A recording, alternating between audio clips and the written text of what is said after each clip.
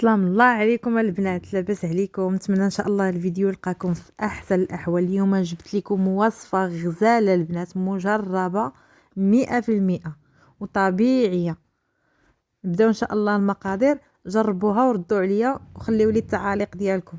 التعاليق ديالكم هما اللي كيحفزوني اكثر. بثلاثه المكونات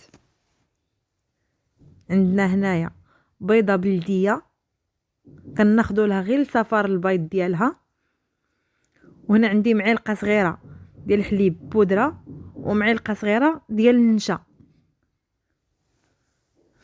هنا غادي نعزل ما بين البيض ديال البيض والصفر، غادي نستعملو هنا غير الصفار، وحتى داك البيض ما غاديش نلوحوه البنات، هو غادي نستعملوه. كنفضل من الاحسن تكون بيضه بلديه. غادي نحيد منه داك شويه ديال الصفار اللي فيه، وغادي نحتفظ به حتى ندير به ان شاء الله ماسك واحد اخر. ان شاء الله في فيديو واحد اخر غادي نوريكم كيفاش درت لداك البيض ديال البيضه، وغادي نستعملو معاكم ان شاء الله، نشاركو معاكم.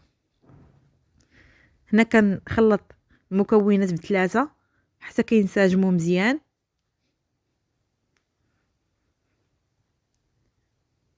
كيخلي الجلد الرطب النعومه، وكيعطيه غزال كيعطيه واحد اللمعان.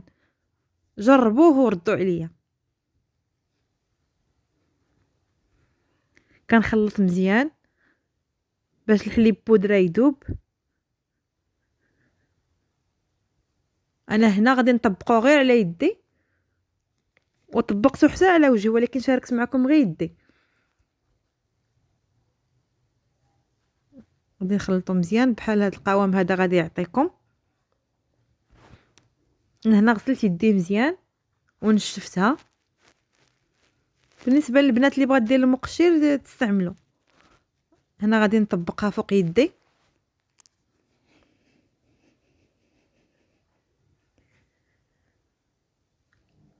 انا هنا استعملت غير المعلقه البنات، بالنسبه اللي عندها الفرشه تبغى تستعملها. انا كنستعمل شي حاجه اللي طبيعيه، اللي يقدر اي اخت في المتناول ديالها تستعملها. كنوزعوها على يدينا بحال الطريقه هذه، وكنوزعوها حتى على وجهنا. انا هنا درتها على يدي وغادي نديرها حتى على وجهي. نخليوها تيبس البنات مزيان تيبس. المهم انا طبقتها على يدي هنا، وغادي نخليها تيبس لمده ديال 20 دقيقه ورجع معكم ان شاء الله.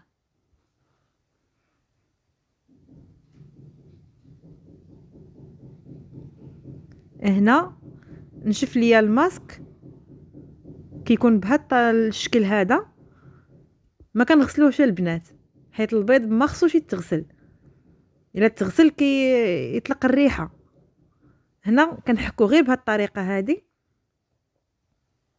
هو كيحيد معنا بسهوله. وإلا غسلتوه كيعذبكم باش يحيد بحال هكا. غير حكوه كتبقى واحد الرطوبه في اليد وفي الوجه غزاله البنات، وكيحيد البقع السوداء. المده ديال 3 المرات 4 المرات تستعملوه يعطيكم نتيجه غزاله. فغنكمل بهذه الطريقه هذه.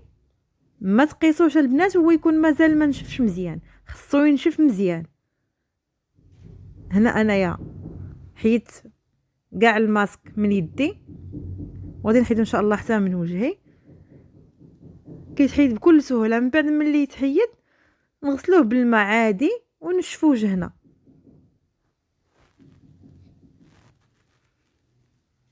نتمنى ان شاء الله هذا الماسك يعجبكم وينال الاعجاب ديالكم. ما تنساونيش البنات بلي لايك وباشتراك.